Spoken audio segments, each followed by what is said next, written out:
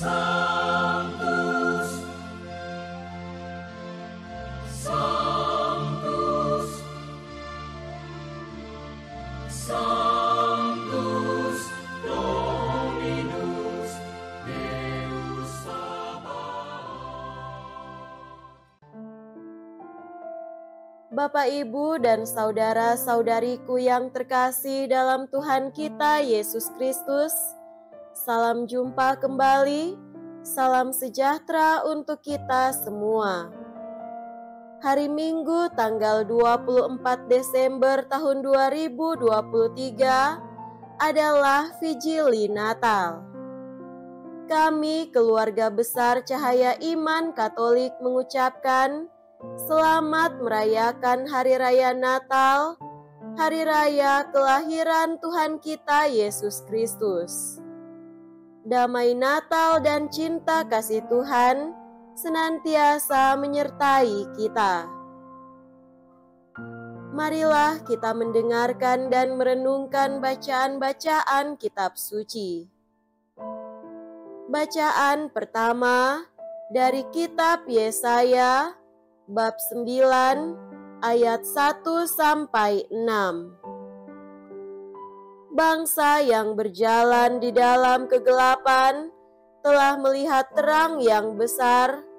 Terang telah bersinar atas mereka yang diam di negeri kekelaman. Engkau, ya Tuhan, telah banyak menimbulkan sorak-sorai dan sukacita yang besar.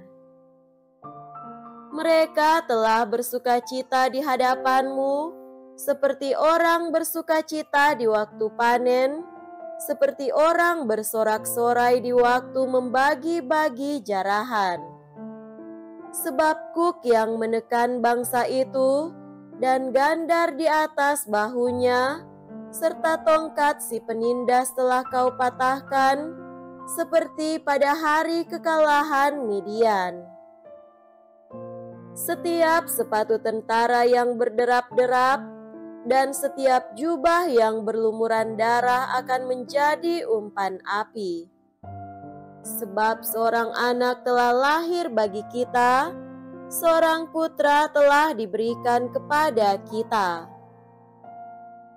Lambang pemerintahan ada di atas bahunya, dan orang menyebut Dia Penasihat Ajaib, Allah yang perkasa, Bapa yang kekal, Raja Damai. Besarlah kekuasaannya, dan damai sejahtera tidak akan berkesudahan di atas tahta Daud dan di dalam kerajaannya, karena Ia mendasarkan dan mengokohkan kerajaannya itu dengan keadilan dan kebenaran dari sekarang sampai selama-lamanya. Kecemburuan Tuhan semesta alam akan melakukan hal itu. Demikianlah sabda Tuhan. Syukur kepada Allah.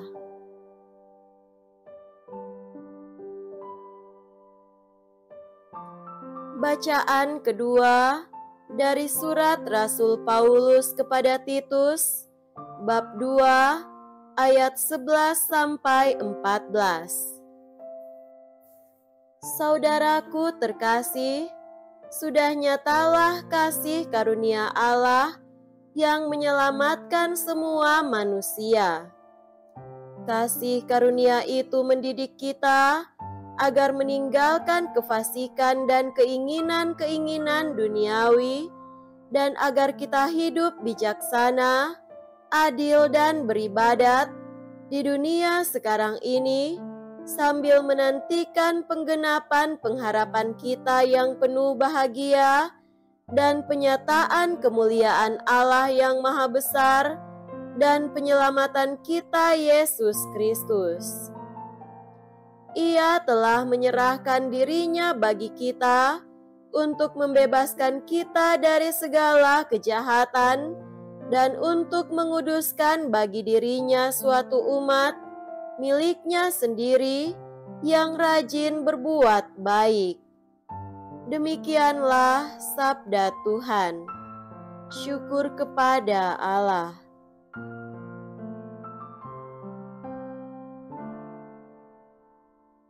Semoga Tuhan beserta kita, sekarang dan selama-lamanya. Inilah Injil suci menurut Lukas. Dimuliakanlah Tuhan. Injil Lukas bab 2 ayat 1-14. Sekali peristiwa, Kaisar Agustus mengeluarkan suatu perintah menyuruh mendaftar semua orang di seluruh dunia. Inilah pendaftaran yang pertama kali diadakan sewaktu Kirenius menjadi wali negeri di Syria. Maka pergilah semua orang mendaftarkan diri masing-masing ke kota asalnya. Demikian juga Yusuf.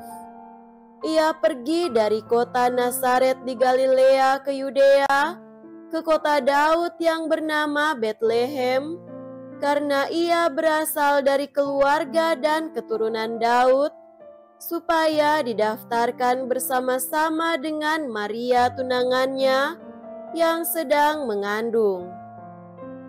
Ketika mereka berada di Betlehem, tibalah waktunya bagi Maria untuk bersalin, dan ia melahirkan seorang anak laki-laki, anaknya yang sulung. Lalu dibungkusnya anak itu dengan lampin, dan dibaringkannya di dalam palungan, karena tidak ada tempat bagi mereka di rumah penginapan. Di daerah itu ada gembala-gembala yang tinggal di padang, menjaga kawanan ternak mereka pada waktu malam. Tiba-tiba berdirilah seorang malaikat Tuhan di depan mereka, sehingga mereka sangat ketakutan.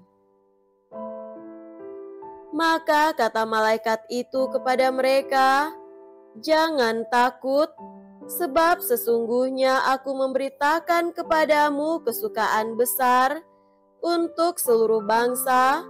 Hari ini telah lahir bagimu juru selamat, yaitu Kristus Tuhan di kota Daud.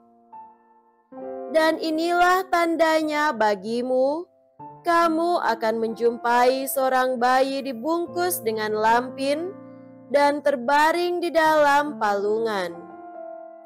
Dan tiba-tiba tampaklah bersama dengan malaikat itu sejumlah besar bala tentara surga yang memuji Allah, katanya, "Kemuliaan bagi Allah di tempat yang maha tinggi, dan damai sejahtera di bumi bagi orang yang berkenan kepadanya." Demikianlah sabda Tuhan. Terpujilah Kristus.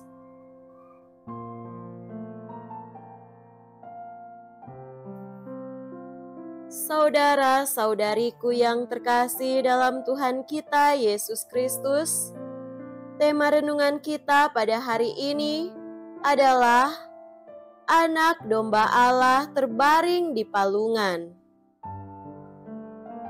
Pada malam Natal, malaikat mewartakan kepada para gembala kabar kelahiran Yesus sebagai juru selamat. Kamu akan menjumpai seorang bayi terbungkus dengan lampin dan terbaring di palungan.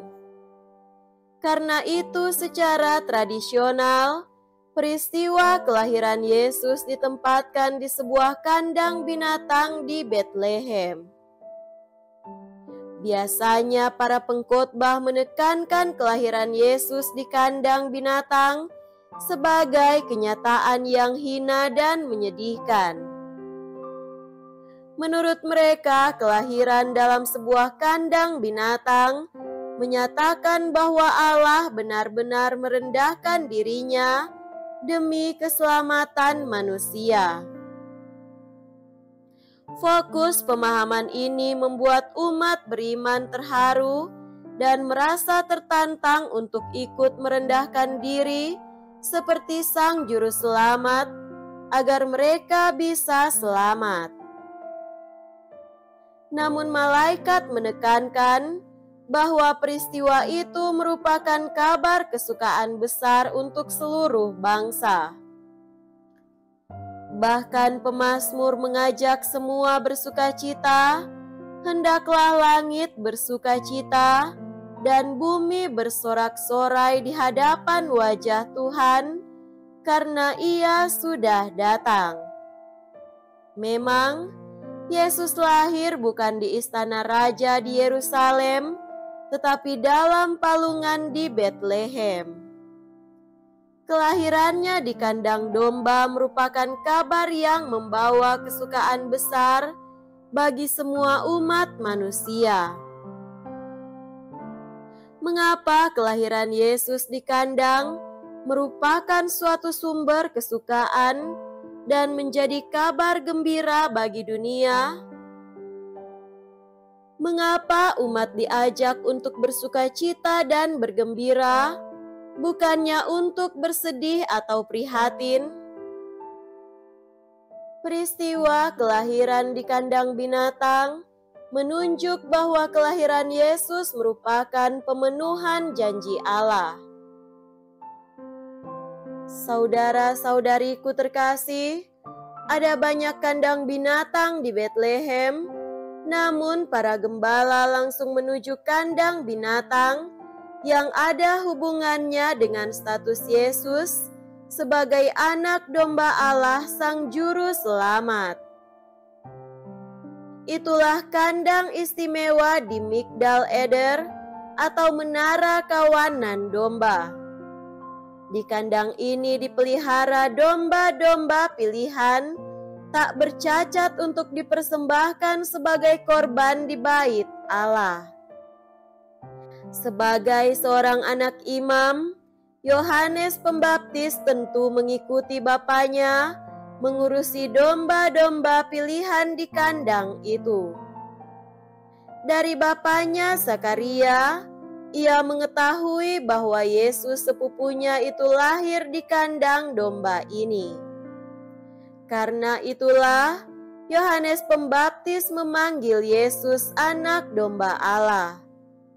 Sebutan ini secara spontan membangkitkan semangat dalam diri para pendengarnya karena terkait erat dengan sebuah tradisi kenabian yang sangat tua yang memenuhi hati dan kenangan Israel.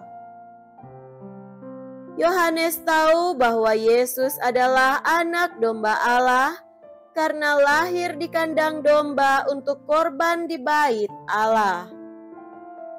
Saudara-saudariku terkasih, di kandang ini rahmat Allah telah dinyatakan kepada semua manusia. Semua yang berkehendak baik diundang menemui Allah di jalan kebenaran, keadilan, dan kasih. Semua dipanggil menjumpai hadirat Allah dalam diri anak di palungan. Dia menampilkan kemuliaan dan kuasa Allah yang menyelamatkan. Manusia dapat menjumpainya lewat jalan kasih, berkasutkan kebenaran dan keadilan. Bintangnya menunggu kita di luar istana kekuasaan, kenikmatan, dan maksiat untuk menuntun kita ke palungannya yang damai.